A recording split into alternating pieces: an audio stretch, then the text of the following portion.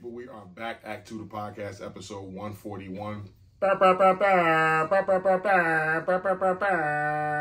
We are back for another episode of me and her. So, Act 2 the podcast, it's your boy, International Walk. It's your girl, Tosh, the co-hostess with the mostest. And we are back for another episode. That's like my noise maker. It's just a noise maker. We are back. Act2thepodcast.com, Facebook. We're on some platforms. It's in the mix right now. We're on some platforms. So just keep a lookout for us. We'll be out there. But you can always catch us on Spotify and Instagram and TikTok and YouTube. No more threads. Get right YouTube, to it. Oh, YouTube. Yeah, you did say YouTube. Yeah. I did say YouTube. Mm-hmm. And Facebook. We're on Facebook too. How are you? I'm okay. Mentally, probably like an 8.5. You're just gonna roll through these numbers. You're not gonna elaborate. I'm just asking. Well, I was just kind of thinking. I mean, we have been in a weird space. That kind of sucks a little bit. Yeah, looking forward to therapy. We had scaled down to just having therapy quarterly. So I'm looking forward to it. Individual and couples therapy. That might not have been the best idea.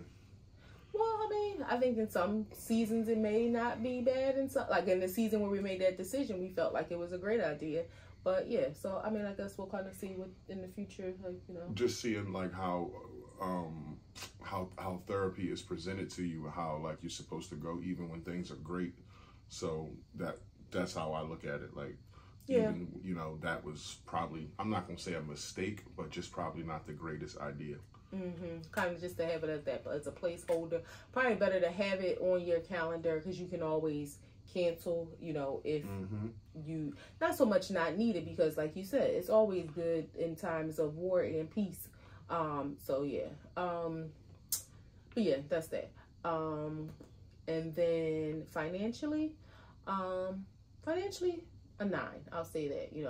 Being an adult, I read something today that said I would have started saving money in kindergarten if I knew life was going to be like this. And not that life is bad. It's just things like being a grown-up, serious grown-up stuff, like a fence, gutters for your house, just serious grown-up stuff. And those, some people, that might sound like first world problems, like everybody don't have a house to be looking to buy a fence or getting new gutters or getting trees cut down.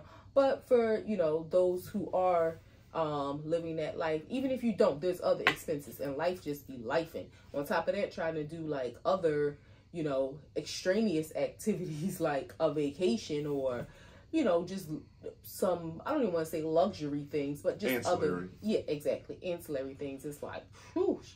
But yeah, finances a 9, no complaints there.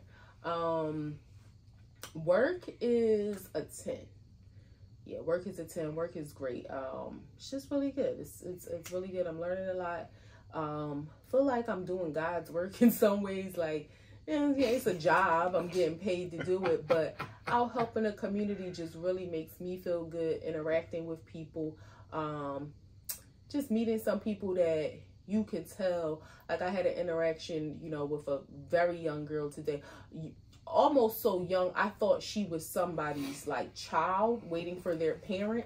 Didn't realize that she was a parent herself.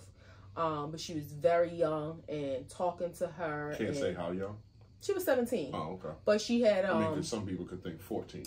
No. So you say very young. That's what I thought. Well, it's crazy because she, in my mind, she looked like, if she would have told me she was 14, I wouldn't have been surprised. But she had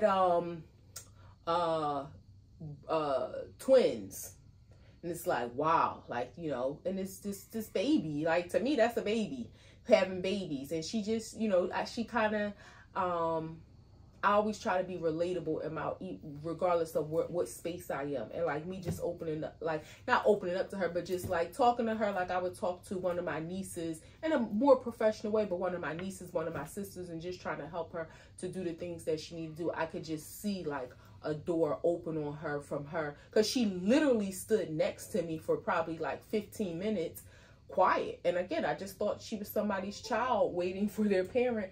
And then she like started asking me questions, and I'm like, oh, like I hope she didn't think like I was ignoring her or not trying to help her. I just seriously thought she was a child.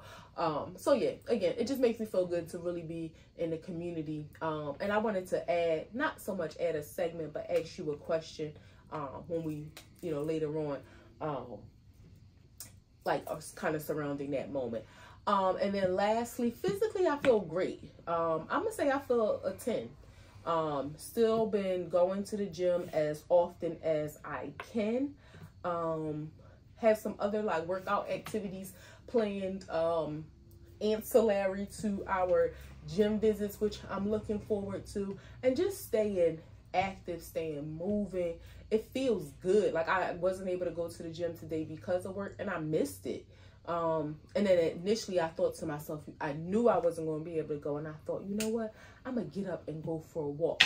Lo and behold, somebody scheduled a call 9 o'clock in the morning, so it just, the logistics just didn't work out for me to do that. But I'm feeling really good. The gym is kind of a little therapeutic too, in addition to other things that we may do. Just kind of whatever those chemicals are that it triggers, burns off some steam, and I like it. So physically, I'm feeling good. 10. Cool. How are you? I'm good. I'm better than I was last week. I would say I'm a 9. I'm gonna go with a 9 because I feel good in my head. To piggyback on what you said, I'm looking forward to therapy too. I don't think it was the best idea to, like, what's a quarter? Every 4 months or 3 months? Every 3 months. There's four quarters in right. a year. So yeah. Stupid. Duh. 4 quarters in a dollar.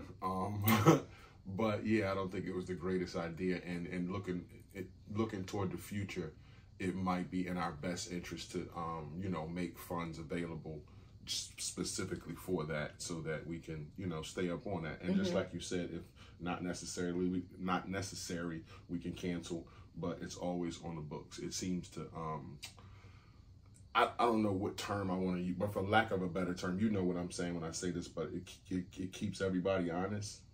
Yeah. It keeps you on your toes. Right. So I'm looking forward to that. Finances is a 9. I'm gonna just go with that.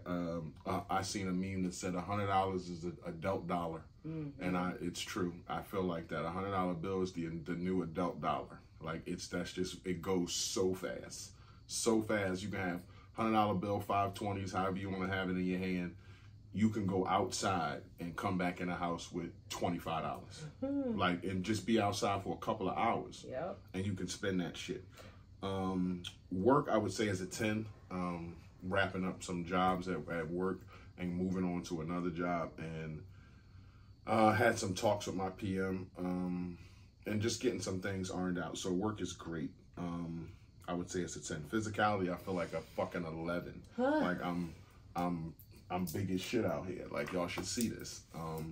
I feel good. I feel great. I'm in the gym every day except Saturday and Sunday. I let my body rest, but it's at that point now where it's something I crave. Like, no matter how tired I am at work, around 1:30, 2 o'clock, I know I'm about to get off and I'm about to head to the gym. And it just feels fucking awesome. I remember when I would think about the gym and be like, fuck that. Like, not going there, like, fuck that. But it's a different story now. It's amazing what 8 months will do. Wows and woes. My wow. Okay, I'll kind of use this moment. You know how people talk about triggers? Mm-hmm. Have you ever heard of the terminology glimmer? Glimmer? Glimmer. And so as opposed to a trigger. The computer's right there. You don't... Well, no, because it was a post that I saw. So, this is recently learned about a term called glimmer, which is essentially the opposite of a trigger. Glimmers are those micro moments in your day that make you feel joy, happiness, peace, or gratitude. Once you train your brain to be on the lookout for glimmers, the more these tiny moments will begin to appear. My first initial reaction is I'm sick of this stupid fucking language people create, that these catchy words that people want to create so for people to use, like trauma and trigger, and now it's glimmer. So that was my initial response. Am I mad about people looking for joy in their day? No. Yeah, I mean, well, trauma is not a new word. Not trauma. You mean overused words. Yeah, like one of them words that's just catchy, and now everybody's like toxic, gaslighting, all that. Yeah, I mean, well, this was the first time. I just saw this probably 2 days ago. Hasn't caught on yet, you know, I'm sure. But guess what? Out of all the negative things that people could be saying, I would rather people talk about, you know, a glimmer rather than their triggers or toxicity and that sort of thing. And I would rather for anybody to have a piece of joy or happiness in their day than a piece of drama or evilness. I try to wake up every day and say something positive to people. Like, I don't know what it is, but just something, anything not negative. And like I said, the opposite of a trigger. So if people focus more on the glimmers in their life, doesn't mean the triggers will go away, but hopefully it'll start to train your brain to think more on those positive things. Right. It may help to decrease stress, just other positive factors. So I wanted to point that out because today, like I said, I read it like 2 days ago. And then today I had one of those moments that was kind of like a reverse trigger, but a glimmer. So a couple years ago, well, say a couple, it's probably like 7 years ago, I needed a new car. We had to get some things together financially, so I made a sacrifice for 16 months, didn't have a car. It was the first time since I was 22 that I didn't have a car. So for 16 months, had to catch the bus. Used to catch the bus, and it went through Camden. And like, I'm from the hood. If you know me, you know me. So, you know, I'm used to the hood. But Camden is just a different kind of hood. Like, just a different kind of hood. And today, it kind of clicked in my mind. I literally had like PTSD, like that Walter Rand Transportation Center. If you know about that bus station, I had PTSD. Like, if I missed the bus, it was times that I called him, like, because the good thing in me catching the bus, everything lined up. So it was a 2-hour commute, but it was convenient. My baby would pick me up when he could. So funny how life plays out. I thought about this. My mom used to pick me up sometimes, like, go figure. But anyway, people would assist my husband for the most part. And everything lined up perfectly, so it was convenient in that manner. But if you know New Jersey Transit and the buses, they will take you throughout the entire state. But if you miss a bus, you gotta wait a while. So it was times like, God, if I missed the bus I was supposed to catch, I might have had to wait like 20, 30 minutes. I would be ready to cry because I did not want to be at that transportation center. And he would come and get me sometimes. So I say all that to say, where the bus used to ride, one of the areas that I've been to quite a few times today, but it just registered. Like, the bus used to drive past this place. Actually, it's 2 facilities on this same street that I've been at in my professional life over the last couple months. And today it hit me coming out like, the bus used to ride right down this street, and I used to be so like anxiety ridden. Like, oh my goodness, like I gotta get to this train station, so I gotta get to this bus station so I can catch the next bus to get home. It was just a mess for me. And today, here I am in this very same neighborhood, like doing great things. Yeah. So that was a wow moment for me. It just made me feel good. Like, you never know the plans that God has laid out for you, and you just have to trust his plan. Is even when you can't see it, you have no idea what it is. Like, it's not even in your thought process. Just trust that whatever his plan is, you know, all things work together for his good. Obviously, we've been together for 21 years. Actually, next month will be 21 years. No, we'll be 22. It'll be 22 years. I'm sorry. And I seen you have a lot of jobs, and I'm super happy and proud that you have a job that you finally seem like you love. Like I seen you like a lot of jobs, but you seem like you love this job, and yeah, it's just like it's good to see, like, because I go to work sometime frustrated. I go to work sometime happy as shit of what I do because I like what I do, and I know what that feeling is. So it's just good to see you, like, be excited about work and shit like that. And you know, because you've been with me sometimes, what I'm doing professionally in some aspects. So, like, I used to volunteer to do. You've come with me in some scenarios. So it's like one of those things when you would do your job for free, which again I used to do on a volunteer basis, whether it was just us individually seeking out volunteer opportunities, whether it was volunteer opportunities through employers. So to be able to, like, come full circle, and my team, I actually met them a year ago. I was volunteering, they were at a site, and I realized, like, this your job? Like, and even at that time, I didn't know a year later what would come to be for me, but it was like, wow, like, I didn't know people got paid to do this, because I'm here, you know, as a volunteer because I want to. So it does feel really great, and I just pray almost every day that God just guides my steps. Order My Steps is one of my favorite gospel songs, and I just really pray, like, I just you know, want God to order my steps. All right, so that was my wow. Took it in a different direction, but, you know, I always want to give him praise. My woe, again, just, you know, us not being our best selves. Yeah, that's just pretty much it. Your wows and woes? My wow, my woe is I kind of got in trouble at work. Like, I don't know, for people, like, it's been years since, like, I got in trouble at work. Did you get, like, reprimanded? Kinda, yeah, like something happened over the weekend that was out of my control, but ultimately it still falls on me. So it's not like I physically did anything, but yeah, it's like one of those things where who else are we going to blame? Like, it's, you know, your job, your responsibility.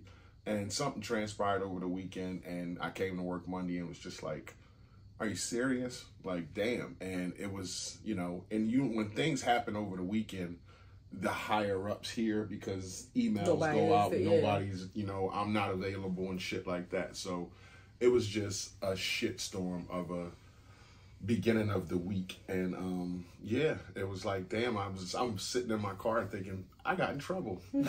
Like, how did that feel? Trouble. It felt was it humbling? I wouldn't necessarily. Yeah, it was humbling. It was just like, okay, sharpen up. Put in a plan for the weekend. Put in a plan for your, you know, to have some things in place on Friday. Just because you're off at 11 o'clock, shit can go awry on a Friday. And I know that. I've been in this business for 20 years. That's when shit goes bad.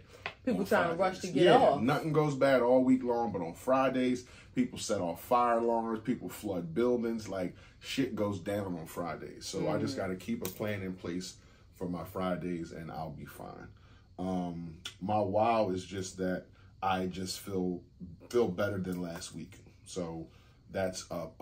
Although I don't feel like I want to feel, I feel better than I did last week. So that's always a positive.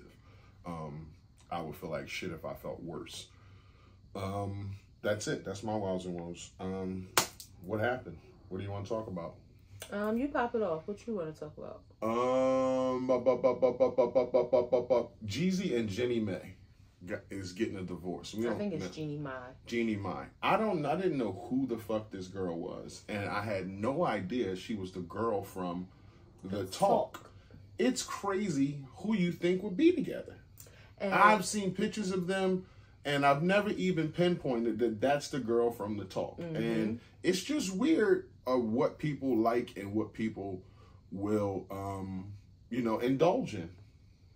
Well, not that she's a bad-looking girl, but because she's not. But I never would have thought that those two would be together. I mean, let alone separating, but I never would have thought those two would be together. Well, I mean, I think a lot of people,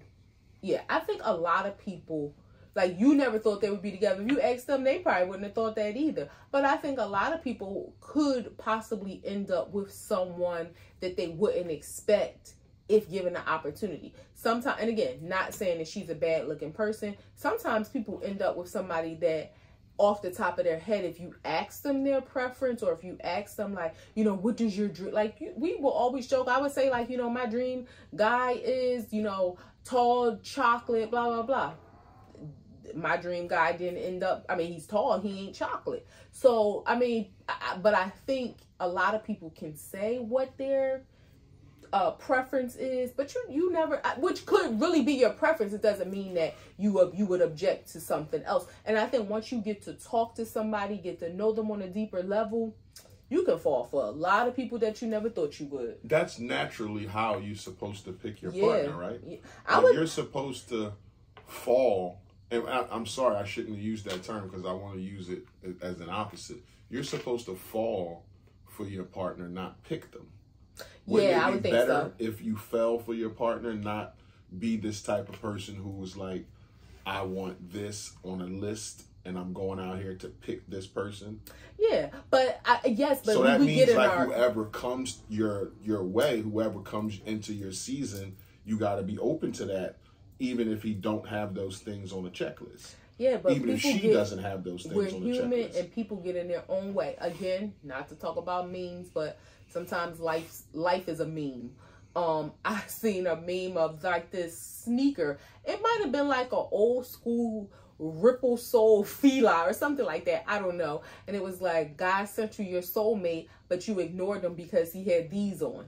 Like, again, true. People are shallow by nature. Yeah. You know, there's certain characteristics about people that we will allow to put a roadblock, and it's like, hey, guess what? Like, you probably can get him, like, help him change his style and wear a different sneaker. Now, there are some deeper things. Why wouldn't you just accept his style and accept the sneaker he wears? He might look at your clothes and think, I don't like anything you wear, but I'm not going to change it because I just like you.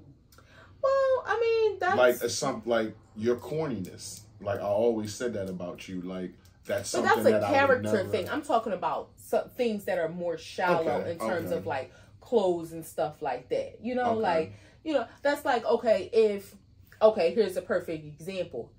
I never gave you shit about your shark teeth. No, but you would probably, in a different world, a different parallel universe, you probably wouldn't give me the time of day if I had a fly, short buzz cut. No. And again, you think about it, hair can grow back.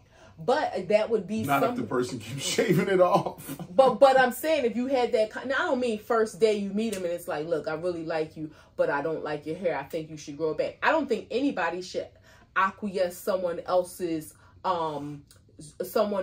request if you don't know that they are worthy of you possibly reconsidering. But it is something that could be reconsidered. Mm-hmm. Like, that's like if you know, one time when you cut off your mustache and I asked you to never do that again. Like, so there are things now there's some things you can't change. I'll tell you, men that walk slew-footed. Oh, Jesus Christ. See, let's talk about it, the shallowness of women. And there may be, like, some great men out there, but that's something you can't change. Now, you might have What's wrong with a good man, good job, good heart, he's slew-footed? Well, that's what I'm saying. I probably wouldn't give him a chance if I, like, randomly met him. Now, different scenario. What about a foot dragger? But listen, let's say we work together. You know, when you're in the office with somebody every day, you start to learn more about their personality. You start to see their characteristics. I probably would think he got the best feet in the world if you get to know a person. So that's what I'm saying. Like, there. So you would have to lie to yourself, because obviously he doesn't have the best feet in the world. But I'm being facetious in saying that, but that probably being the number one thing on the list that stopped you from wanting to give him a chance would probably fall to number 10 once you got to know his true character and his true being. Who would have thought slew-footed is on the list of shallow things for women? Well, I mean, I'm not saying that's all women. That's me. I'm sure that you're not the only one. I'm sure there's a. What's something for? Well, like, what about a knock-kneed girl? A knock-kneed woman? I'm talking about like when their legs come like this and then go out. So like right here is their knees. That's not good. That's not a good look. That's not a sexy stand or walk. So, or you don't look really that great when you get dressed. Or when you walk, you kind of look like a giraffe. Like those kind of baby giraffe when they first like those kind of girl. And it's, you know what? It's been since like 2000 to now, it's been an enormous amount of girls born that way. I don't remember that many not needed girls in the 90s. Do you?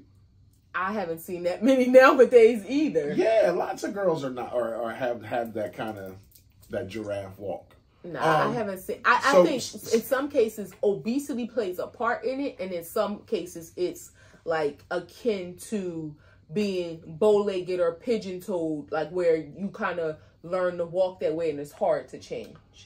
So I would say on a list of shallow things for women, it has to be big hands and feet.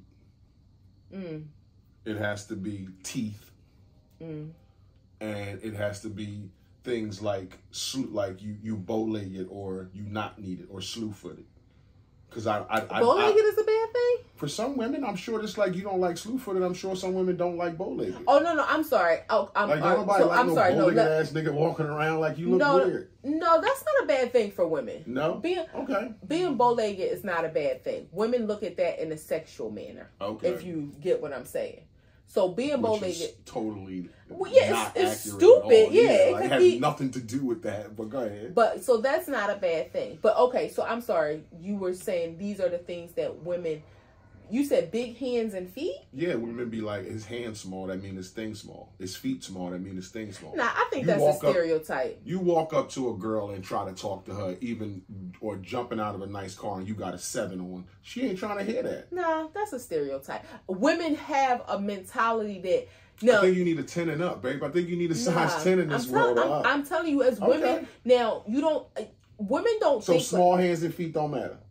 Because a man got little hamster hands, that don't matter to you. Because a man could be a surprise. Like, he can have a surprise package. I'm not talking about his package. I'm talking about his hands is littler than yours. Or the same size as yours. This is who you have to mate with the rest of your life. Women He'll be touching you with these little ass that. hands. The feet and the hands, women think correlate to the package size. Okay.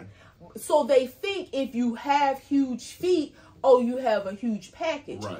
Vice versa. But they don't automatically assume. So having little hands or feet. So aside from the package, if a man has small hands, is that a problem? No. Small feet? No, that doesn't matter. That doesn't matter. Am I missing some other things? What are some other things for women that y'all look at as shallow things? Shallow things that can't be changed.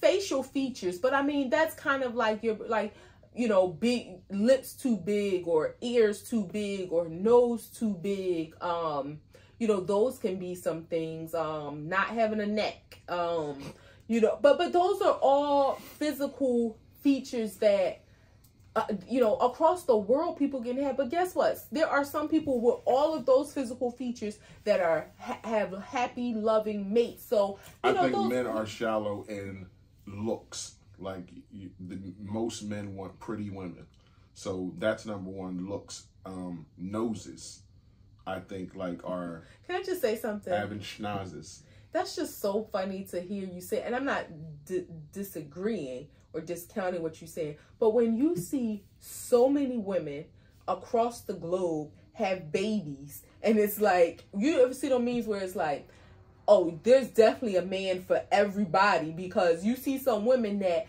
based on that, if it was like, all right, based on the man's preference, she would be excluded, but she got 6 kids. So somebody ain't excluding her. Yeah, but that don't mean nothing because anybody will screw anybody, and it don't take a nothing to have a kid. So it's not like a lot of kids aren't planned. Yeah, that's true. Happens, Absolutely. You know what I'm saying? So, but you said no big noses. So facial features, hands and feet. This is something that men get in trouble over for years. Like, it's okay to have bad feet. Like, no, we look at that. Just like a woman will look in a guy's mouth and look at his teeth and all that kind of stuff, we look at hands and feet. Like, we don't want y'all hands and feet to look like ours. Like, we don't want you to look like my feet look like I wear boots every day. I don't want your feet to look like that. I don't want your hands to have big knuckles and shit like that. Like, although it's a pain in the ass getting y'all nails done, if that's something that you do, it looks nice. It looks nice. It looks like, okay, this is a nice, pretty hand. This is a nice, pretty foot. But if you got bunions and corns and you walking around putting your feet in sandals as if they look good, that's something men will look at. And you might not care about it, but that's something men will look at. You know what? Do men care? This is something I realized about myself. And it's kind of like a badge of honor, but it is something that I wish I could do something about. I got old-looking hands. Well, you're getting old, so it's not...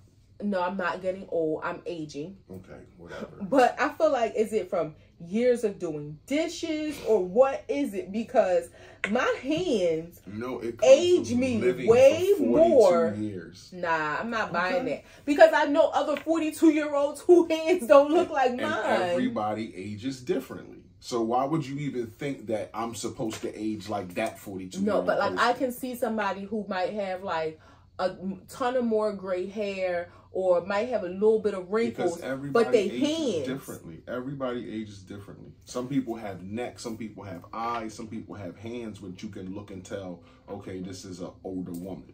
I gotta do like a paraffin wax or something. It's not going to do anything. It's wrinkly. Like you have, that's your hands. Like, that's not going to do anything. They wrinkly.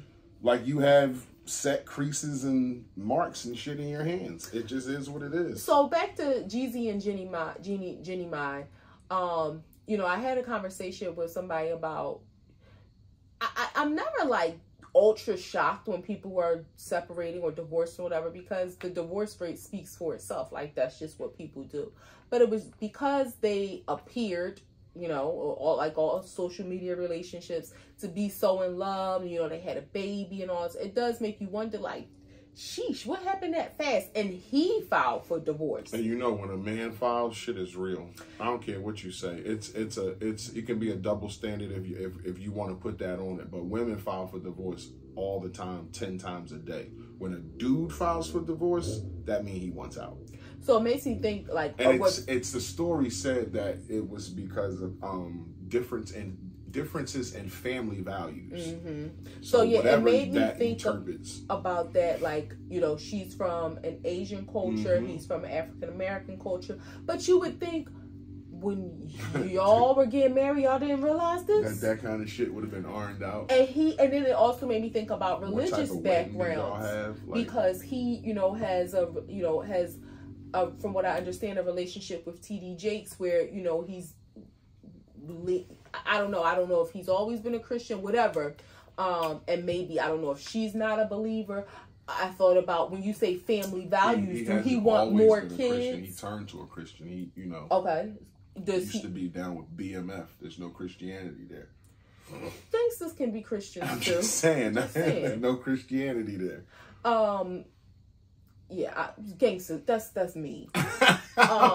Is it maybe he wants more kids? It's right. And she doesn't? Like, maybe she wants to. Like, I don't know. It just makes me think. Yeah, whatever you interpret of family differences. Values, it could just be how you raise kids, how many kids, like the culture. It could be down to what you want to feed the kids. Like, it could be a whole lot of shit where it's like, okay, these are hills that I'm going to die on. Yeah. And I'm not going to accept that. You just would have thought like, it's only been 2 years, y'all. Y'all didn't have this conversation. And they have one kid, so I'm sure, I see stuff like this, and it's a black dude, and he, you know, fall in love with who he fall in love with. I hope people can work out their differences and stay married, is what I hope for people when I see shit like this. Me too. But, you know, they got one kid. And speaking of kids, right, I was talking with this guy at work, and his son used to work with him, and I seen him you know, having his son with him and shit like that. And I thought, damn, that's the coolest thing ever, is you working with your pops, you know, and you got your son with you. You can show him everything you know. And I saw him again, and his son wasn't with him. And I'm like, you know, what's up with your kid? Where you at? And he just was like, And I'm like, what? It didn't work out. And he was like, you know, don't ask, like, you know, he at that age where you don't fuck with me like that, and, you know, just kind of disconnected and shit like that, want to do his own thing. So what say you about kids who disconnect at that teenage, at that age? And we have a niece who, you know, was a bit disconnected at a certain point. But what do you say about the kids who, and even our own experiences, we forget that we were teenagers too, but what is that thing that makes you just like not want to be around your parents, and so to some point not even like them? You want to find your own way. You want to do your own thing. You want to make your way in the world. It's weird, like, and in that case, it's also in terms of the job thing. I'll never forget, and I don't necessarily. Job thing, what you mean? Like, he was working with his dad, and he probably wants to find his own. I'll never forget, you know, as a teenager, I worked at a company that my grandparents owned from the time I was 14 or so, maybe a little bit younger. And around the time I was 16, and I had a great job, was getting paid great money for the age that I was. I was getting like $20 an hour. And again, this is this was like 1994, 95.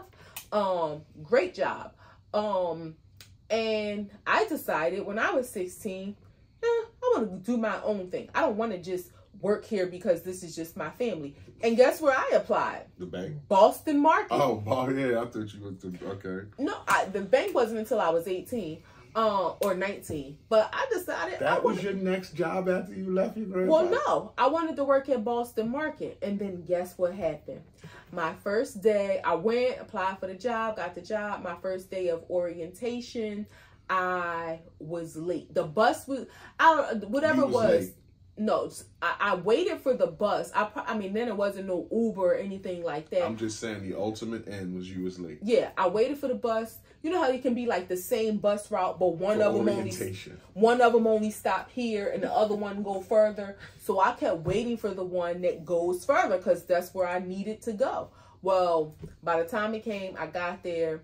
Orientation had started, so they told me, you know, I could go back home. They would give me a call. How could you even have the balls to walk in? I would have such fucking shame. Like, I would know. That's like one of them things, like, where you see a meme of a guy who ripped a truck apart, and he's like, yeah, they gonna fire me today.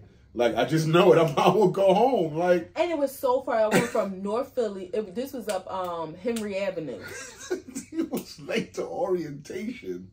I had spent my money to buy my uniform. I think we had to wear like black khakis or something, you know, whatever, like the non-slip shoes. Like, I had all my stuff ready, like showed up, and they had probably hired, I don't know, 5, 6 people that day. So like when I got to the restaurant, I could see them all. The restaurant wasn't open yet. You know, you show up earlier for orientation. I could see everybody in there. And when I like showed up at the door, somebody came to the door like, we've already started, so we'll give you a call.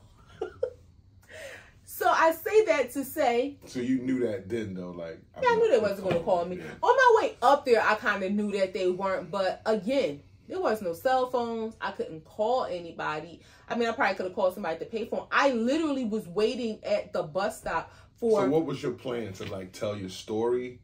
Or you thought like somebody was just going to be nice and be like, okay, you could come in? Or you thought you had a spiel?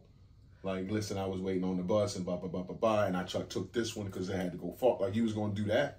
I was just going to, I'm sorry for being late. Like, you know, I read the wrong bus schedule. I was waiting.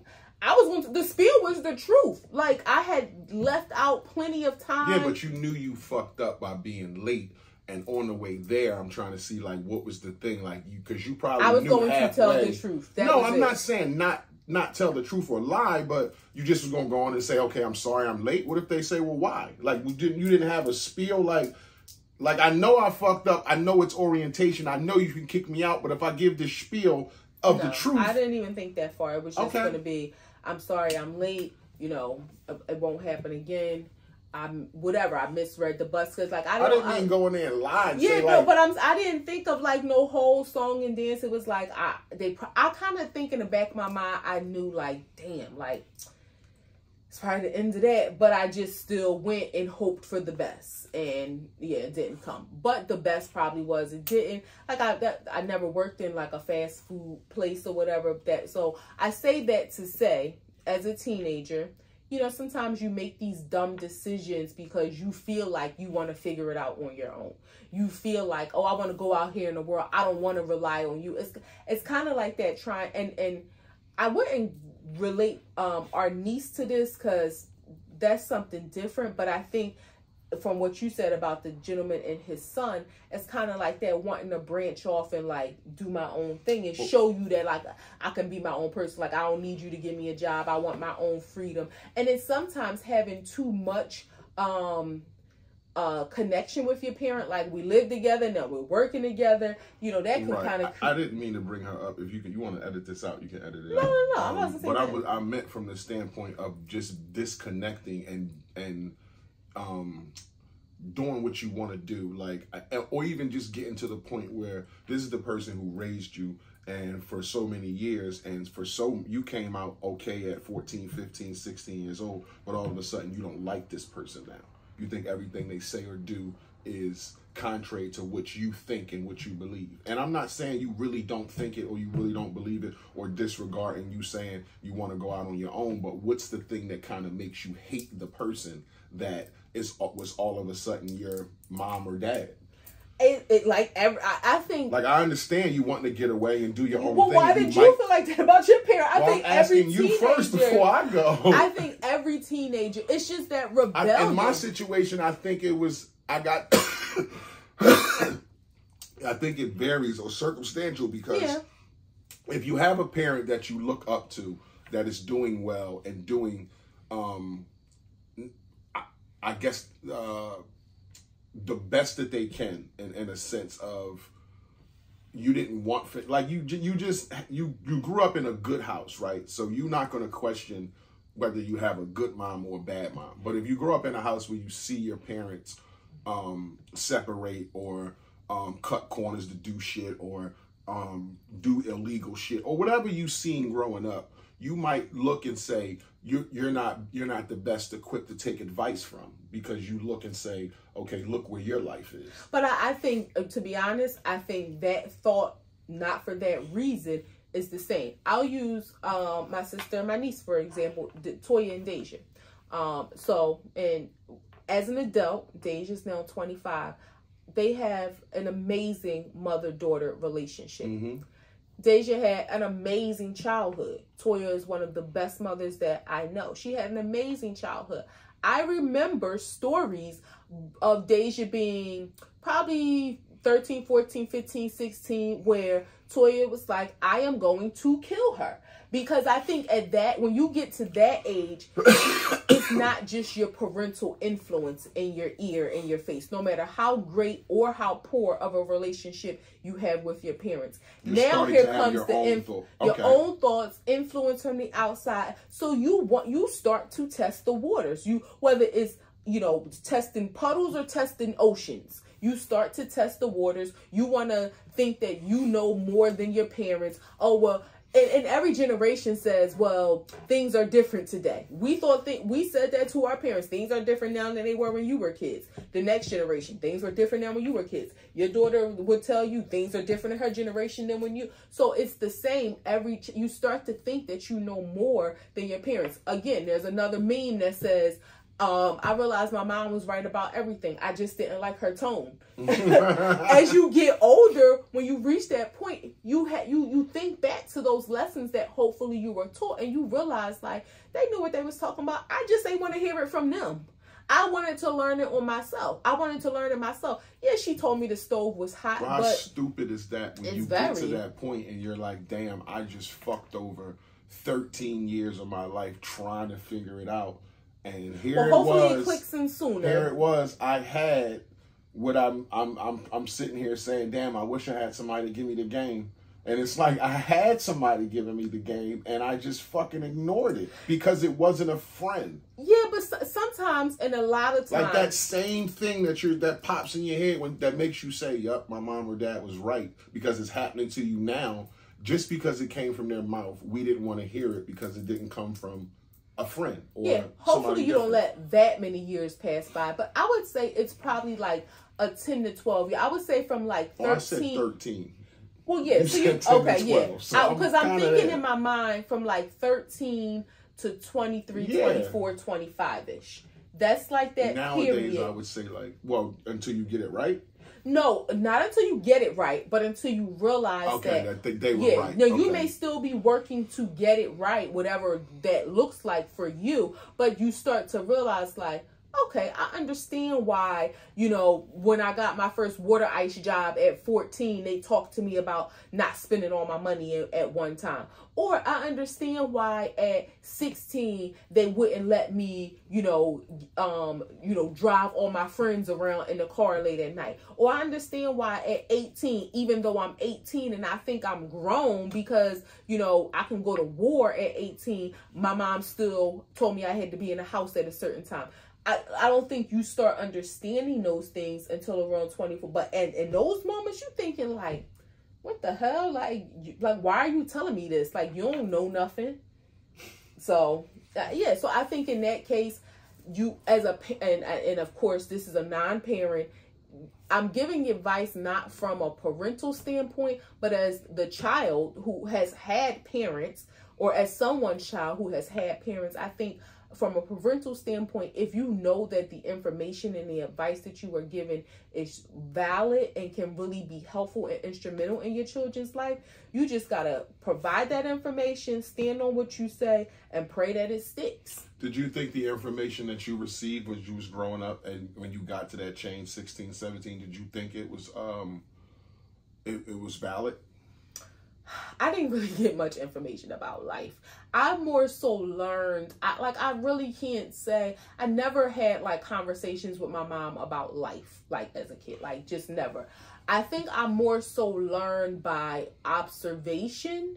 And for me, it was more like, I see this ain't really working out. So for me, I want to do things different. I can't. Now, there were some lessons from like my grandparents that I may have had. Those conversations. Whatever information that you had. So at 17, when you was out on your own, did you, and I know it wasn't of a choice of your own, but did you? It was 18. 18, but did you think like, and not in hindsight, but at the moment, did you think, I'm gonna be all right. I got enough to I know what to do. Like I got enough to get started. Or did you know like I don't know what to do and I'm figuring shit out? Or did you think like it's cool, like I'm hurt about what happened, but I got this. Like I got enough information that I know what to do. I know how to set myself up, regardless if it happened or not. But did you have a plan of I know what I gotta do? Or was it I don't know what I gotta do and I'm just figuring shit out as I go?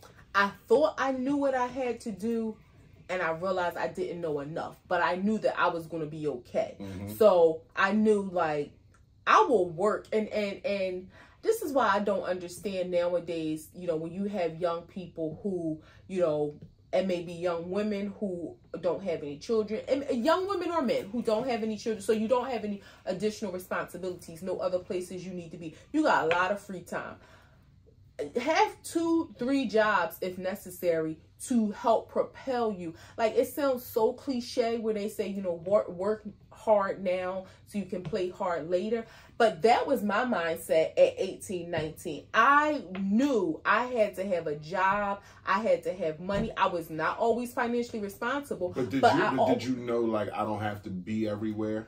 Like I have to sacrifice some of that. No, that's what I was going to say. I wasn't always financially responsible, but I knew how to keep a job. I was always making pretty good money. I wasn't always everywhere. I would have those moments of, kind of chilling. I wasted a lot of money on, smoking and stuff like that. But, when I realized like, I ain't quite as grown as I thought I was. I remember the first time me and one of my friends from high school, we were like best friends in high school, Aaliyah. And we, you know, she had went to college or whatever, but we still used to keep in contact. She went to college in Philly, and we had kind of linked up, and we talked about getting an apartment together. And it was like, oh, yeah, I think like this sounds good. We're going to do this. And then as you start learning, like, and again, this is at 19, like, you know, you need first, last, security deposit. You know, you got to be prepared to pay rent every month. You got to be prepared to pay. Of that at I 19? mean, I knew, but I think I had a false perception of how much money it was. Yes, okay. Because my mom, I remember my mom's rent was $275 for a 3-bedroom house in North Philadelphia, and that was until I left there when I was 18, which was in 1999. I think it might have went up to like $350, but like in my mind, so when we going looking for apartments and stuff, and it's like, oh, $575, $625 for a 2-bedroom apartment, I was like, huh? Like I was confused. Okay. So I think that's when I realized, like, okay, I'm not as prepared as I thought I was. Financially, you're talking about. I'm speaking mentally. Like, did you know what to do with your money? Not. I knew you knew how to get money, but did you knew? No, okay. It was like you know how like it's almost like you know how to lose weight, right? You know you got to eat less. You know you got to work out, but knowing it and doing it are two different things. So like mentally, I knew the things that I need to do. I just hadn't start putting it into practice yet because it was just much easier said than done. And I think too, because I didn't feel the pressure. Like I always had some place to stay, like my grandma's house. I mean, that's a shame. I shouldn't rely on that. So I didn't have to worry about ever being homeless or hungry or cold. So I think that not having that fire under me made me a little lax, even though I knew what I should be doing. So all the things you learn as you get older about being financially responsible, knowing what apartments cost, knowing what houses cost, knowing how to get car loans, knowing how to have a savings account, you knew all that then, but you just didn't know how to do it, or you didn't have the resources to get to that point. So all of us, so like you're just on the hamster wheel. Like I know in my head what I want to do and what I'm supposed to be doing with this money I'm making, but it's just not panning out. Yeah, like I knew, like, okay, you got to have good credit. But guess what? I'm 18 and they just gave me this credit card to spend. And I know I'm supposed to be paying it back, you know, but it's like pay them or get my nails done. So it's clear now that you had the information, but you just ignored it. Yeah, So that's what I'm getting at. Like, did you not have the information and was trying to just figure life out? No, that's why I said I had the information. Your grandpa, and all of them. You knew how to set yourself up, but it just wasn't lining up the way you thought it was when you started. That's why I said it's like losing weight. You know what you got to do it. It's just a matter of doing it. I knew what I needed to do. Now, I mean, like in terms of credit and stuff. Was the means there? I mean, it's hard. I think I could, because again, I wasn't like I really had any financial responsibility other than myself. Like my grandma, you know, she might have talked trash about giving her money for the phone bill or something, but she didn't really like, I didn't have to. So technically I could have saved a lot and done things differently at that time in my life. So yeah, the means were there. It was just a matter of I didn't have the discipline. That's really so what it was. The girl that you was getting an apartment with, was she prepared to be like, hey, I got $2,000, like where yours at? I don't really know. Okay. I don't really know, because we kind of didn't go that far. Because I think like we kind of looked at a couple of parts, and I think part of it for me too was I had a friend. She's still one of my friends. Grew up with Amina, who had a beautiful apartment. She was one of my first friends that had her own place at 18. Beautiful apartment. So when me and my girlfriend are looking at places, I think I was not in like a competitive way, but like I wanted something nice. Like I wasn't used to like. Did you think an apartment would be less than a house? Having the sense that my mom's place is a 3-bedroom house and it's $275. I'm looking for a landlord to say to us it's $200 because this is an apartment. No, it wasn't so much that. I think I was looking for. I mean, I figured it would be more, but I think the quality of an apartment that I was looking for and wanting, I wasn't prepared to pay for it. Got you. That's what it was. So when we were looking at places, it was like, this is a little tacky looking. Like, I don't really like this. But it's like, girl, if you're looking for luxury, you're not. When they talk about having champagne taste on a beer budget, champagne taste and bubblegum money. Well, same thing. Champagne taste on a beer budget. It was like. But you're changing the saying. The saying is champagne taste and bubblegum money. Champagne and beer. It's That's the what same. people newly put together. The original saying is champagne taste and bubblegum money. I didn't have enough money for the level of luxury and a low budget luxury that I thought that I wanted at that time. So I had it was a couple different things. I didn't have the discipline. I had a misperception of how much life costs, which I think a lot of young people have even today, and life costs even more. You have a misperception of how much life costs. And yeah, so back to children in their teenage years not liking their parents. I think if any parents are watching this, if you say that has not been your experience, if you have had teenage children, you're probably the minority, because I think most would say, you got a parent sitting right next to you, and it's been right. The case. Well, yes. I mean, I know that from you, but like, I'm just saying, it's been the case. Like, like I don't know what and again, if I think back to my own experience, it would be because I felt like at the time, like she said, I want to do my own thing. I feel like I know more, regardless if I did or didn't. I thought I did. And I feel like the information that you have prepared me with thus far is not valid. Mm-hmm. Like, that's how I felt. So I want to do my own thing. And that's where my want to get away, it came from. But it's something that happens in every kid. But there's also, and I understand the part of just wanting to do your own thing. I don't understand the part of all of a sudden now you dislike that person. Because like my man was telling me, me and him had a perfect relationship. Like, we grew up and he was my man and we went fishing and we did all this shit. And then he was like, literally, like, no incident or nothing. Just one day he hates me.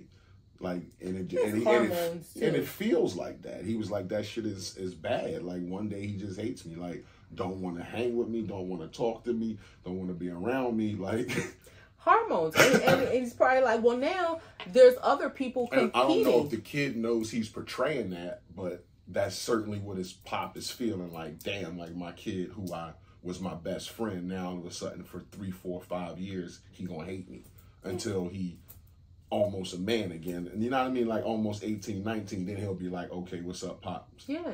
But those in between years where I want to fuck with him and hang with him, he just like, fuck out of here. I think that is probably the story of most teenage parents. And you stupid. And you dumb. And I don't want to work with you. Like, that's a shame. Yeah. That shit is sad. But still will be like, can I have, though? Of course, because you're my parents and you're supposed to. So they say. Mm-hmm. What do you got? So Jeannie Mai and Jeezy, you mentioned. Also, Tiana and Iman Shumpert. Yeah. Separated, they say.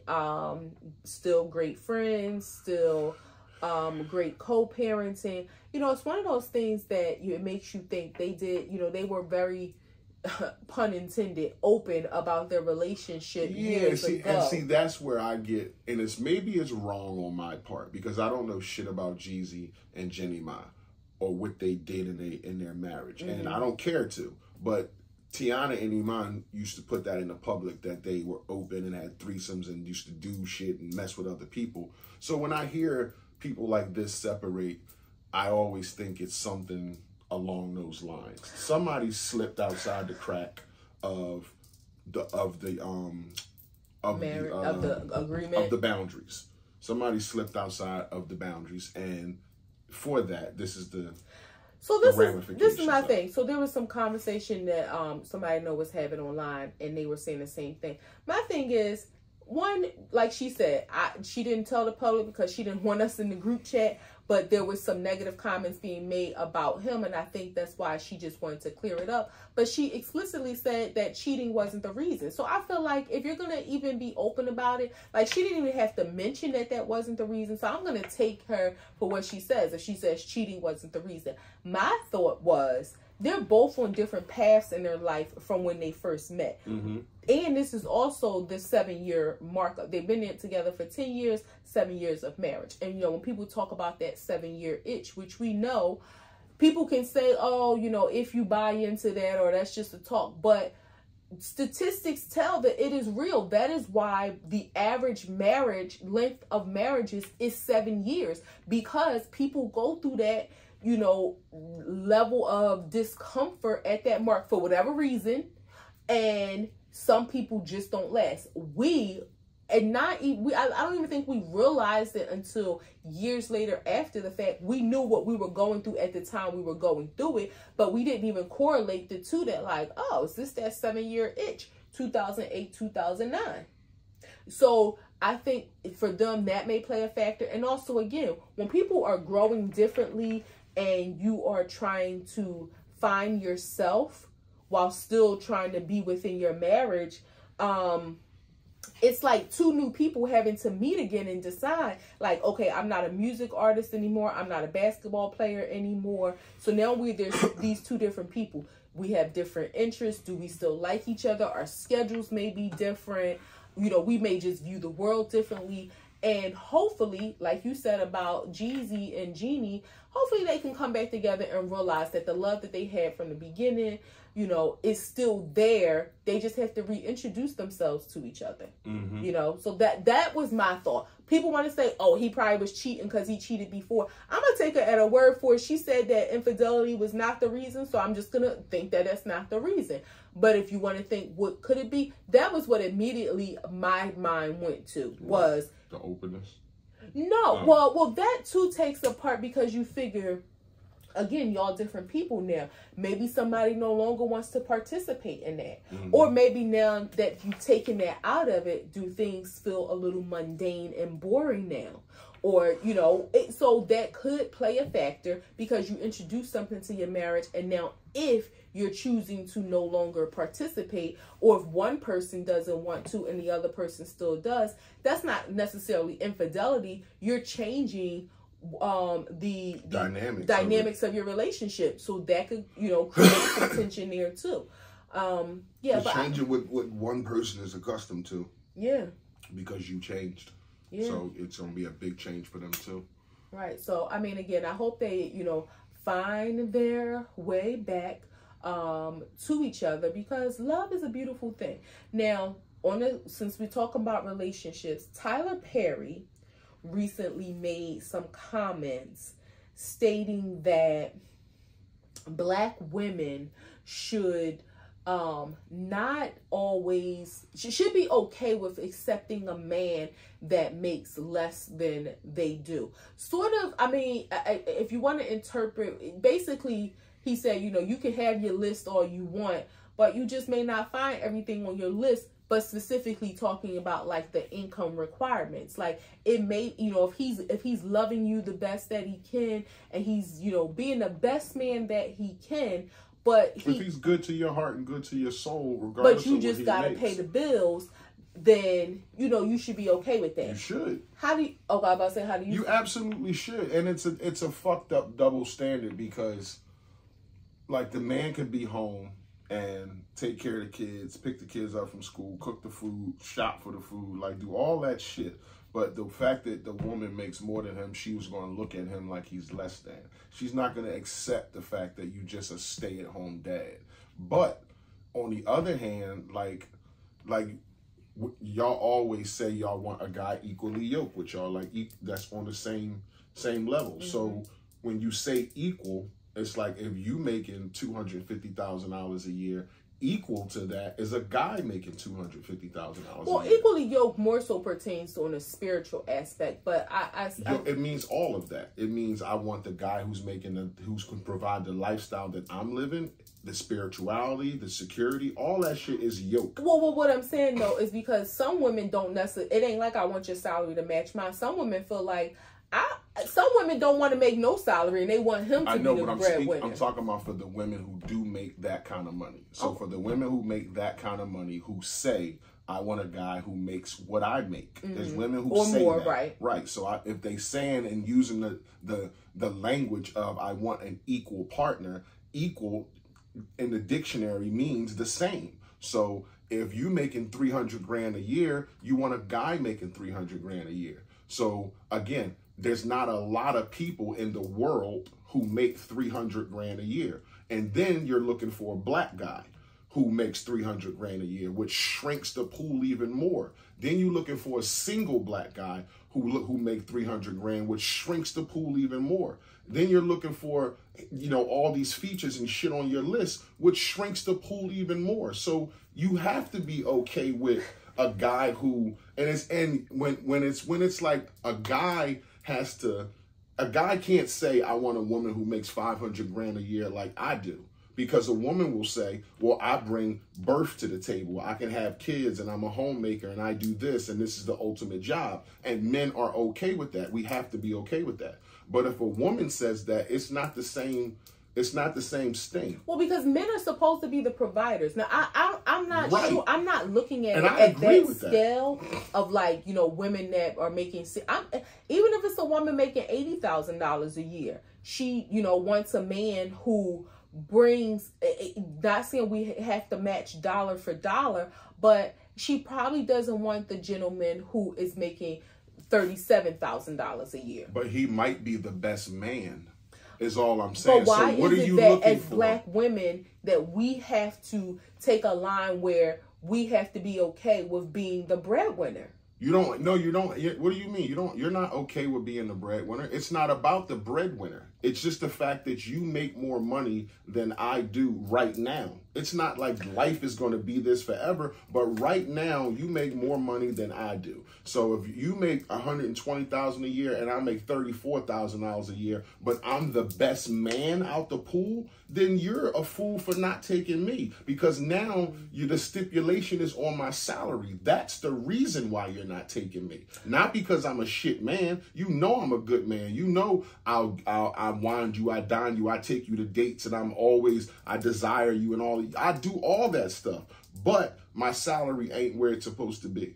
And then all of a sudden your brain will shift to, I want this nice, complete man to do all these things for me, to now I care about the salary now. I care about the optics of it, because I make 120 grand a year. I drive this car. I live a lifestyle. I like to go to these restaurants. He don't make that much money to do this lifestyle with me. So your standard, instead of lowering, you'll feel like I have to lower my standard for this guy, and you'll check out of that. You won't even fuck with that guy because you feel like I'm settling or I'm lowering my standard. If a man does that, he's crucified for that. If a man says, I make 200 grand a year and this woman only makes 40,000 a year, and she's telling me, oh, she brings to the table, she can have my kids and be a homemaker and do this and do that and do that. And I say, screw all that shit. You need to make 200 grand a year so we can be equal. You get crucified for that. Well, I think as a man, yeah, because I think there is a double standard to the woman, because a man shouldn't look at a woman for what she makes. No, neither. Okay. This is my opinion. A man shouldn't look at a woman for what she makes, because he should go into it with the thought process that he is going to be the provider. Now, I do agree. Say that there is a different mindset where, you know, if he meets a woman, like let's say she's working at Wawa. I'm just randomly thinking of Wawa because I want an iced coffee. But if she's working at Wawa, but you know, she has aspirations to do other things, she's doing that temporarily because she's building to get somewhere else. As a man, I do think there is a double standard, because there are other qualities that should be looked at into the quality of woman that she is, the lifestyle that she has. Is she ratchet? Is she a sexy red type chick, like where she's ratchet? But let me finish. And like that's her bar, that's her standard of like, oh, she at the Wawa and she just cool with that. Now in reverse, for the woman, I think there was something that I wanted Tyler Perry to say that I didn't hear him say is this is this just his standard, or is this a temporary situation like you said? If maybe he had a setback or whatever, but he's working on the get back, then that's different. But if it's like, okay, this is just your lifestyle and you cool with just chilling, working at the Wawa every day, you don't really have no aspirations, and you this great man, it's not about the optics. it's real life that you can't help sustain the lifestyle that I may have built for myself. It's about you the money. Well, it's not about the man, because you're moving the goalpost by saying now it's his aspirations. So because that's where I think because you're making it extreme. I'm trying to make it at a point where it's like not so extreme. Where it's I'm saying the perfect example is Shaq being who he is and worth $100 million, $200 million. He saw that girl in Home Depot, that nice looking girl, and he went to Home Depot looking for this girl. So a dude worth $100 million can want a girl in Home Depot. Yes. The girl who worth $100 million can see a cute guy in Home Depot and don't want shit to do with him because he work in Home Depot. And I'm not saying that he doesn't have aspirations. I'm not adding that to it. I'm just saying he works in Home Depot. Out of the pool of 10 men that you trying to date, he's the best man. And all the other 9 guys are not. He's the best man. He checks all the boxes except salary. So if you get in the 10 things on your list and number 11, you're not getting a salary. You're not getting a man who makes a few $100,000. So why you keep saying he's just not making enough money to sustain my lifestyle? Making enough money, whatever. Right. Whatever you want to put there. He's not making enough money. You won't give him a second look. Is all I'm saying. But he's the better man. What I'm saying. So I think the scenario should be maybe you do go on a date with that guy. You have a conversation to see what why I say aspirations matter is because he could be working at Home Depot today, and you see him in Home Depot. Maybe he could be in nursing school.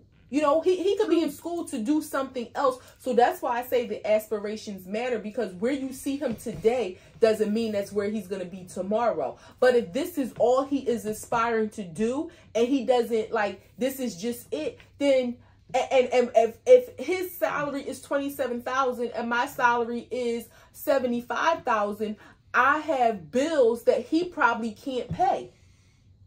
And that matters. That matters in life. It ain't like, oh, I need you for your money. But why does it matter when you have the money? Because the man is supposed to be the provider. But right now, you are into a new relationship. If something happened within my relationship and I have already grown then we agree that it's a double standard. Because what I'm saying is right now, you have the money. And if you looking for the man and I'm the better man, then it's not... Like, all that stuff is ancillary. It's the 3rd time we use that in this podcast. Mm-hmm. It's ancillary to what we're talking about. If he has aspirations and all that shit. Like, he works at Home Depot. He makes $60,000 a year. You're a millionaire. You're not going to give him a second look. But in reverse, Shaq will go looking for this pretty looking girl in Home Depot and she makes $33,000 a year. So let me tell you that this is a real life story, which no names or indication of who these people are will be given. So it's not long. We got to wrap this up. No, it's not long. Know somebody who, very similar situation. She makes clear 6 figures and she had a relationship for probably about 15 years. He actually worked at Home Depot for a short part of that time. Kind of had like a side hustle, like cutting some hair or something like that. But that was it. Like, she was shaking and moving. He was contributing something to the household, whatever. But, she had to get cars in her name. She had to pay like car notes and stuff like that. So when it came to taking care of the house, when it came to being a provider, she was the sole provider and he was okay with it. Yes. Okay. So, and just stop right there. In reverse, what are you really asking for at that point? Are you asking for a man to make more money than you because you're saying the man is the provider? Because if I make less money than you, then I can't afford your lifestyle. So for you to want me, I have to make more than you because you are expecting the man to be the provider. I don't think necessarily it has because to be you don't want to provide. Is what I'm saying. You want to contribute, but you don't want to provide. Exactly. So obviously, I have to make more money than you if I'm going to be the provider and still have secondary money to take us out and do shit. I'm gonna be able to pay bills and do all that kind of stuff. It doesn't have to be a dollar for dollar equal, or even him making more, but it has to be a closer gap than him down here and me up here. I think the gap has to be closed. I think that system is flawed because it's a double standard. I think that's very flawed. Yeah, it is a double. Again, I agree the man is supposed to be the provider, but you can't have this attitude of when you're making, if you caught a break in life and you're making millions of dollars, or you're just having a great life. You know, I'm not putting a number. You're doing well financially, whatever that looks like. Yeah, whatever that looks like for you. And right now, this is the best man that I'm meeting. Then I'm gonna take this relationship. If I gotta be the provider, I should be okay with that. Not have this mindset of I can't take this good man because he can't provide for me right now. I guess when you say good man, that's subjective, because maybe for some, you know, again, you just for the sake of the conversation, he's the better man. Is what I'm saying. He's the better guy. Of the people that you're dating, he has more check boxes on the list than any of the other guys you're dating. The other guys got 3 checks. This guy got 8 or 9. So he's the better man. It's just he don't check the financial box. And you don't add no sauce to say, oh, his aspirations is low. We don't know that yet. He just don't make enough money. But see, for me, I would look at it like you can't possibly check off, because, and I know this is like moving the goalposts, like you said, but part of those check boxes would be, okay, is he receptive to us having conversations about him evolving in life, or about him growing to do other things, you know, whether it's moving into a different level of his career, maybe going back to school to do something else. So that would have to be part of those check boxes, you know, in order to say, okay, he's checking all these boxes except for finances. But that is moving the goalposts. Yeah, because I don't think that's on a woman's checklist is I want a man who is going to be open to going back to school or open to doing this. Like, no. No, that is on the checklist. You definitely want a man that is open to... I mean... You can tell me better, but I'm thinking the checklist is handsome, he financially stable, he can keep me secure, he can protect me. Those are the things, those little tiny things like, are you going to go back to school if I want you to? No, I'm not saying like specifically that, but are you receptive to... I don't want to say criticism, but are you receptive to feedback on things like, you know, is there something that I can tell you call you on your stuff and you be open to correcting something that you like? Can I talk shit about you and you fix it? Well, and vice versa. It should be the other way too. Okay, you didn't say that. You just were saying. Well, we were talking about what's on a woman's checklist. All right. I think that should be on everybody's checklist. You want a partner that you can communicate with and tell, like, you know, babe, I think you can do this a little better. I think you have some areas of opportunity to, you know, whatever. Yeah. Yeah. 3 grams. Go. So I saw a story about a little boy who passed away. Unfortunately, he ingested some fentanyl. Yeah. When I first saw the headline, he didn't pass away. He was murdered. He was given fentanyl, or he was put in this area where he could get it, a kilo of pressed cocaine. So when I first saw the story, I thought like he had got it from home. I didn't realize until I seen them arresting the daycare owners that he got it from the people at the daycare. Yeah, it's like the Dole DeVita daycare center or something like that. But it was like a home base, a house, apartment or something like that. And in this apartment, yeah, they watch kids and stuff. But I guess in another apartment or area of the place, they kept drugs, and 4 kids got sick. 3 kids went into cardiac arrest, and they gave this kid who died Narcan 6 times, and he didn't wake up. His little 1-year-old body couldn't handle that. Yeah. Jesus Christ, I could not. And I saw he had only been at that daycare for 1 week. 1 week. That's crazy. 1 week. You figure somebody must have got a new job or something like that. Whatever the situation was, they wanted to get the baby in daycare. 1 week your child is there and you lose your child. That's just horrible.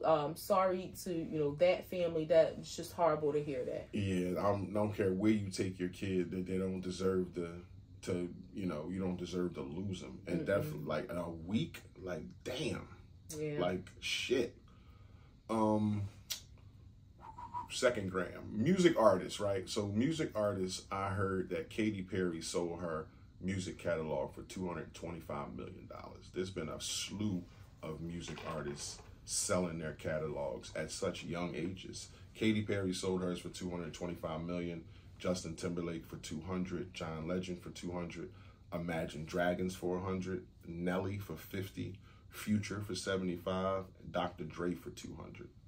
I don't blame them. Me because neither. Music artists aren't making money the way they used to off album sales and having stuff this like publishing and masters and all this shit sitting on it and making a small amount of money every year for 30 years is one thing. You might not fucking be living in 30 years. Yeah. Like, give me my lump sum now and y'all can have this goddamn music. Like, Yep. that's how I would feel about it. I wouldn't be wanting to hold on to masters and shit like that. It's and like, I think John Legend sold his like 3-4 years ago.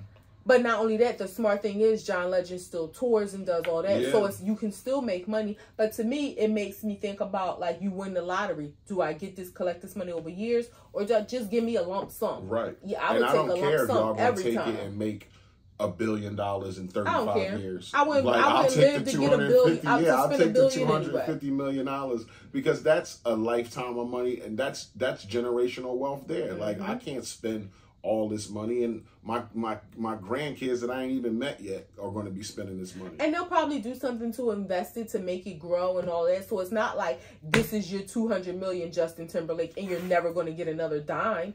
Like, he'll continue to work, he'll continue to do things, his money will continue to grow, I'm sure. So I think that's a great sure decision. He has different revenue streams. It makes me think. I thought about this the other day, and I was gonna maybe I'll put it up as a poll question. We haven't done any poll questions in a while. How many people actually still buy music? I think the number is very small. I'll tell you, I didn't even know you could. Does. I mean, just, you don't buy songs. You pay Apple $12.99 a month, and you can listen to 40 million songs anytime you want. But what I mean, so you buy this. Music. No, but I mean, when an album comes out, do you use physically your do you use the iTunes card? Do you download it, or do you go to the iTunes store and buy it? I don't know that people are in iTunes anymore because you have Spotify and Amazon and Apple. Right, but I don't know that people go to iTunes to have the option of paying 99 cents or $1.29, where it's free for Apple for $12.99 a month. Well, that's what I'm saying. I'm sure most people don't, but you can still do. Like, we hear Joe Budden will talk about he bought an album to support the artist. So you can do that, and when it downloads, it's just going to be in your Apple Music, but it'll be there as a purchase and not just as a download. So I'm just curious how many. I'm sure the number is very small, but I'm just curious to know how many people actually buy it. Yeah, I haven't. I mean, I wouldn't. What was the last music you bought? You know, I can tell you what the last music you bought was, because it will tell you on your phone, purchase Lemonade. Was the last thing I bought? Yep. Wow. Yeah, Lemonade. Wow. Yeah, I had no idea. That's the last, what was that, 5 years ago? 6 years ago? Not even sure when was Lemonade released, but I'll tell you, if you want to do the next gram, I'm not even sure. The last gram, Monique is back, y'all. Again, Monique versus CBS now, not Netflix.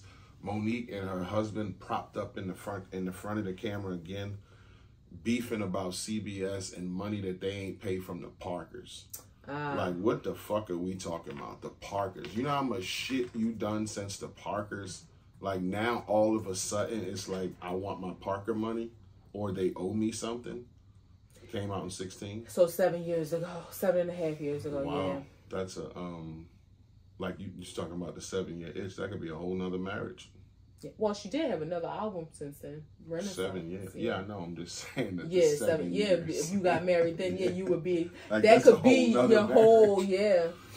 But yeah, I did hear about that, Monique and the Parkers. And I also, she brought in Countess Vaughn into the mix, because I think there was some information that Monique became aware of that indicated that, like, the writers from the Parkers were still getting some kind of residual money. They wrote it. But she felt I think this all becomes because of the strike.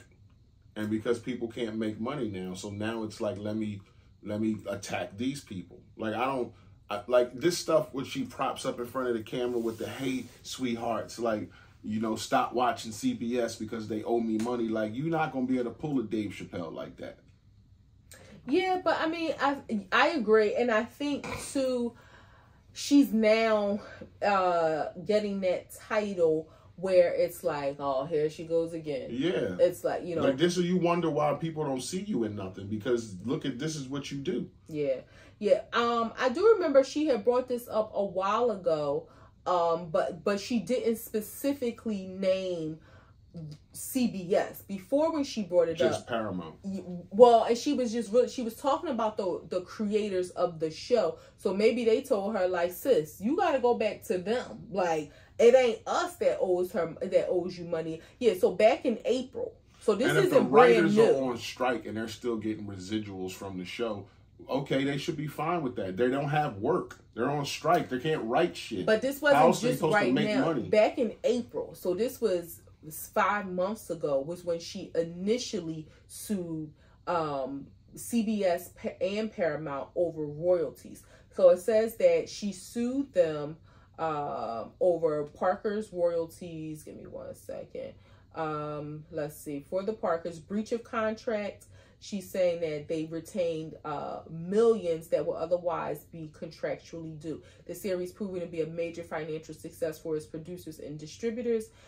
However, the series' talent, the actors, have not been permitted to share in the fruits of that success. But I think that does warrant some conversation. When a TV show gets syndicated and those who created the show continue to make money off of it, I mean, it wouldn't necessarily... That's if CBS wants to, but for you to sue them, that might have been a contract that you signed. This is early in her career for the Parkers. This ain't like she was like, I want some fucking stock or some intellectual property in it. Like, it's not your show. You didn't create it. You're the talent, and I get that. And you probably got paid for your talents, but you don't get a piece of the show just because you want to. Well, you might have signed a contract that says you don't get nothing. She says, I just want the contractual compensation that I've earned. So she implies, and she said that they learned of the alleged breach of contract when she recently filed, the creators and writers were underpaid. They filed the lawsuit. So that's how she found out. They filed the lawsuit, and I think they got some money, and then she realized, well, hey, if y'all paid them, y'all didn't pay us. So she's saying that it was an alleged breach of contract. So maybe it was part of the contract where they were supposed to get some compensation and did not. Mm-hmm. All right. Now, her lawsuit against Netflix was for race and sex discrimination because of the lowball number that they offered her for her series opposed to others. So, I mean, again, Monique is one of those people that gets a bad name because, you know, when you hear people who are constantly in the media for suing somebody or for wanting to call people out on their BS, it doesn't mean that it's not BS, but people just kind of, you know, have that like, oh, here she go again. Yeah, it's a boy who cried wolf. And it don't mean it ain't really a wolf. She's fucking talented actress. Like, she can go deep with the acting shit. But this propping up in front of the camera, suing everybody every 6 months, you got to chill with that shit. Because you're never going to work in the entertainment business, which that's what you're in. She reminds me of one of those people where it's like, this is what happens when you give older people social media. Like they just this is like what they use it for. I don't understand the people who like to sue. Like that's a fucking we process. Live in a litigious society. That's a mindset that you are like something activates in you where you want to sue everybody. Because some people have the mentality that they don't. And I know this is like a half of another gram. Like Halle Berry was asked about her suing Drake for using a picture of her being slimed on a Nickelodeon show, and he used it as his album cover for a single cover. And he asked her if he could use the picture. She said no, but because she doesn't technically own the picture, Getty Images owns it, he still used it anyway, I guess getting their permission. And she felt like, okay, that's disrespectful. You asked me, I said no, you still use it. And somebody asked her, was she going to sue? And she said, no, I don't want to sue our people. So it's a mindset that people have. She can't sue though. because she don't own it.